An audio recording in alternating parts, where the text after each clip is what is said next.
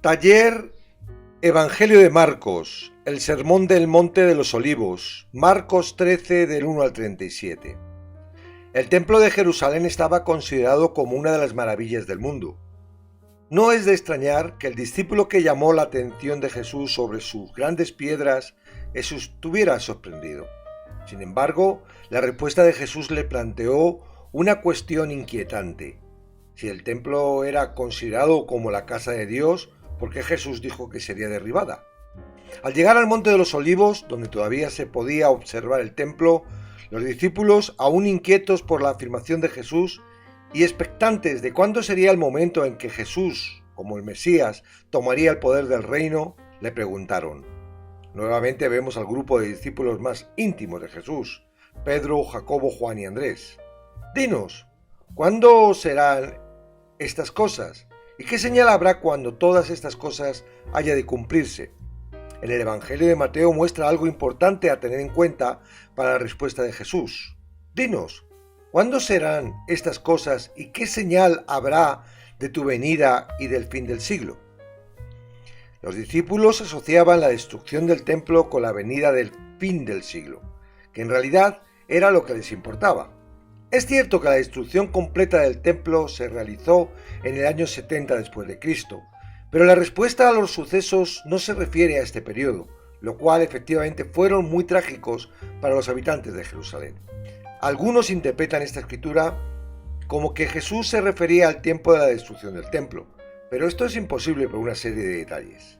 En primer lugar, el hecho de que Jesús usara la figura de dolores de parto indica que estaba hablando del final de la era de la Iglesia, no del principio. Después de todo, los dolores de parto no se producen a lo largo del embarazo, sino solo al final, ya que la destrucción del templo ocurrió al inicio de la historia de la Iglesia. La figura de los dolores de parto no se podía aplicar en este hecho.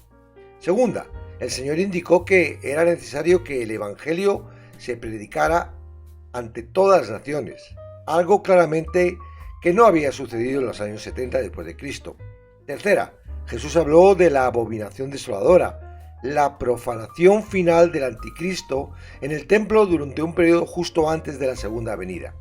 Dicho acontecimiento no se llevó a cabo en el año 70 después de Cristo y en realidad aún no ha ocurrido. Cuarta, el Señor también habló de que aquellos días serán de tribulación, cual nunca ha habido desde el principio de la creación de Dios creó, hasta este tiempo, ni la habrá. Estas palabras no pueden referirse a la destrucción en el año 70 después de Cristo, ya que hablan de un tiempo en que la calamidad sobre la tierra será peor de la que alguna vez ha sido en toda la historia de la humanidad, incluso durante la época del diluvio. Por último, Jesús identificó señales celestiales que acompañarían el final de la época, incluso el oscurecimiento del sol y la luna y la caída de las estrellas del cielo. Obviamente tales catástrofes cósmicas aún no han ocurrido. Jesús advirtió que cuando sucedan, los que estén vivos en ese tiempo reconocerán que Él está a punto de regresar. Entre las señales, Jesús vuelve a recordar a los discípulos y ahora a nosotros que al igual que lo persiguieron a Él, nos perseguirán a nosotros. Desde que comenzaron los últimos tiempos, es decir, desde que Jesucristo fue crucificado y resucitó al tercer día, la lucha espiritual se ha intensificado y las fuerzas del mal no dejarán de molestar hasta que sean encerrados en el lago de fuego y azufre. El mandato es no preocuparnos por lo que debamos decir en nuestra defensa. El Espíritu Santo, quien es nuestro dueño y Señor, nos indicará lo que hemos de hablar. La frase «mas el que persevere hasta el fin, éste será salvo» no está mandándonos a hacer algo para salvarnos por nuestras fuerzas, algo totalmente contrario a lo que enseña el Evangelio, el cual indica que solo es por gracia. Tampoco está diciendo que si no perseveramos podemos perder la salvación, también contrario al Evangelio. Lo que está diciendo es que los que verdaderamente están en la fe salvadora de Cristo perseverarán hasta el fin. Nadie que esté fuera de la verdadera fe puede resistir tal persecución. La persona que cuando es perseguida huye y deja a Cristo es un indicio claro de que no se encontraba en Cristo. A través del libro de Daniel y Apocalipsis de Juan se pueden ver mejor todos los acontecimientos a los que Jesús se estaba refiriendo. Los apóstoles sí conocían el libro de Daniel, donde se muestra de una forma muy clara las dos etapas de 3 años y medio de la tribulación. La abominación desoladora marca la segunda etapa. Aquí es donde Jesús recomienda huir de Judea a los montes, indica la dificultad de estos días de gran tribulación. Después dice que gracias a que Dios acorta los días quedarán salvos, es decir, vivos, pero será un periodo corto de tiempo, ya que por la gran hostilidad de los tiempos ningún creyente quedaría con vida, algo que no sucederá, puesto que el milenio comienza con los creyentes que hayan quedado vivos. A partir del versículo 24, Jesús comienza a relatar el momento en que, tras la tribulación, Jesucristo regresa por segunda vez.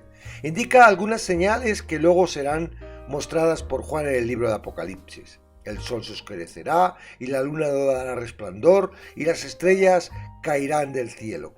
Y las potencias que están en los cielos serán conmovidas. Al igual que sabemos que el verano está cerca cuando la higuera retoña las hojas, las personas de los tiempos de su venida que estén vivos los reconocerán. Es un error calcular el día y año que esto pasará. Ni aún en su humanidad Jesucristo lo conocía. Los creyentes estamos llamados a velar y orar. Al igual que una vela produce luz, los creyentes debemos reflejar la luz, la esperanza que Él vendrá a por su iglesia y todos sus santos. El cielo y la tierra pasará, un día dejarán de existir, pero la palabra de Dios no pasará porque es eterna. El relato que Jesús nos muestra en este texto es aterrador para aquellos que aún no han alcanzado la salvación. Para los que estamos seguros en Él, es un llamado a la proclamación del Evangelio. Mientras haya tiempo, hay esperanza para que las personas puedan arrepentirse y ser alcanzados por la gracia de Dios. No sabemos cuándo puede comenzar el proceso de su segunda venida. Sabemos que es ciertísima e inminente. No es tiempo para relajarse y pensar que todavía queda mucho. Esto es lo que el enemigo quiere que pensemos para que no hagamos lo que el Señor nos permite que participemos. ¿Cómo te hallaría el Señor si llega ahora? ¿Te encontraría durmiendo? Dormir es una imagen de pasividad, de no estar consciente de las cosas que haces. Al igual que la luz de la lámpara del santo lugar en el tabernáculo de Moisés en el desierto era cuidadas por los sacerdotes para que no se apagaran, ahora nosotros como sacerdotes del reino debemos cuidar que la luz del Evangelio esté colocada en lo alto para que otros puedan verla y seguir guiados al lugar donde Dios los puede rescatar. Como la palabra última que Jesús mostró en este texto, el Señor nos ha dado autoridad y a cada uno su obra para que velásemos y esperemos su regreso.